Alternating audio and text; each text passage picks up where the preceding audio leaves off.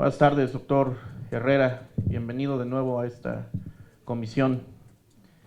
El día de hoy un servidor a nombre del Partido Acción Nacional, pero también a nombre de millones de mexicanos que tenemos la incertidumbre en la que nos está dejando la toma de decisiones de la Cuarta Transformación, quisiera externarle la preocupación que tenemos ante la evidente crisis económica por la que empieza a atravesar nuestro país. Lamento, doctor Herrera, que el motivo de su ascenso y de su visita de nuevo a esta comisión se dé a costa de la renuncia de una de las mentes más destacadas y brillantes en el país, que es el doctor Ursúa, una persona muy sensata, quien hace 215 días estuvo sentado precisamente ahí, en esa misma silla donde está usted en este momento. En esa ocasión, hace 215 días, el grupo parlamentario del Partido Acción Nacional no cuestionó la capacidad técnica, las credenciales académicas o la calidad humana del doctor Ursúa, porque sabíamos que, al igual que usted, las tenía de sobra. Hace 215 días, doctor Herrera, lo que le cuestionábamos a su antecesor, y nuestra inquietud hace 215 días fue una pregunta muy sencilla. Le preguntamos en dónde se iban a tomar las decisiones económicas del país, si en la Secretaría de Hacienda o en su nueva oficina en Palacio Nacional. El doctor Ursúa, inocentemente, nos dijo que no se iban a repetir los sexenios oscuros de los 70s, de Echeverría, de López Portillo, que en este sexenio no se iban a tomar las decisiones en Palacio Nacional, sino que en la Secretaría de Hacienda. Lamentablemente, el tiempo y la historia nos dio la razón. Jamás pensé que fuera tan pronto. Doctor Herrera, medios nacionales e internacionales mostraron su preocupación ante la renuncia del doctor Ursúa. Por ejemplo, aquí le comparto, el Wall Street Journal, por parte de una columna de María Anastasia O'Grady, una de las analistas más destacadas a nivel internacional, por ahí para que me hagan favor de pasársela al doctor. Desde ahí la ve, perfecto. Tituló una columna que se llama México Lose a Check of Corruption, México pierde un control de la corrupción, donde analiza el conflicto de intereses que existe en la toma de decisiones económicas en el país por agentes externos a la Secretaría de Hacienda, como ya lo han comentado compañeros de otros partidos, y además hace una referencia importante al proceso de cubanización por la que atraviesa nuestro país. Y es aquí donde le hago dos preguntas, doctor. La primera es, ¿qué opina de la columna de María Anastasia O'Grady referente a la pérdida que tiene el país con la salida del doctor Ursúa? Y la segunda es si usted va a tachar de prensa fifí aquellos medios de comunicación que no coincidan con sus acciones de gobierno.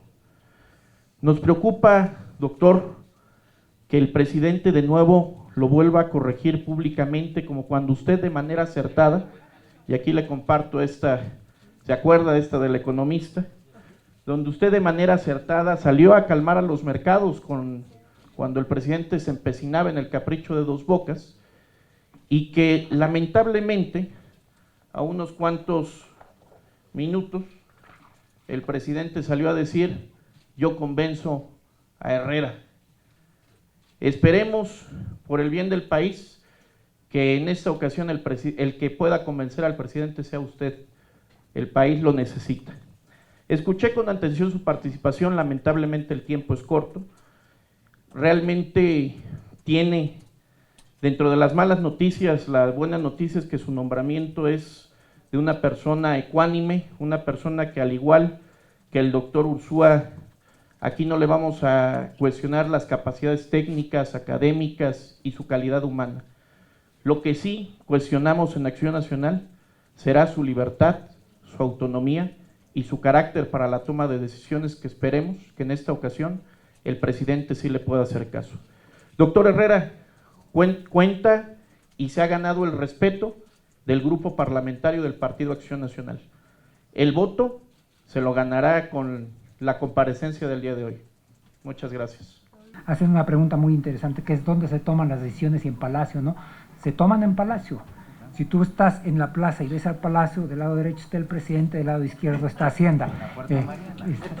Y Hacienda ha estado ahí desde... Y se toman en un sentido, yo diría...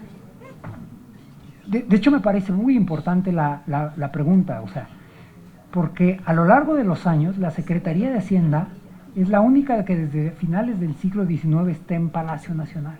Y yo creo que, y estamos hablando de lo mismo de Limantur, que de Ortiz Mena, que de Agustín Carstens, etc. Y yo creo que lo que esto señala es la necesidad de que haya políticas coordinadas y de que el jefe del Ejecutivo esté informado de manera cotidiana por la Secretaría, por el secretario de Hacienda y por la Secretaría de Hacienda en general. Y eso es algo en lo que yo estoy convencido. Hoy tuve un acuerdo con él, ayer tuve otro acuerdo con él, el jueves tuve un acuerdo con él, y lo que yo traigo son números a mi discusión con él.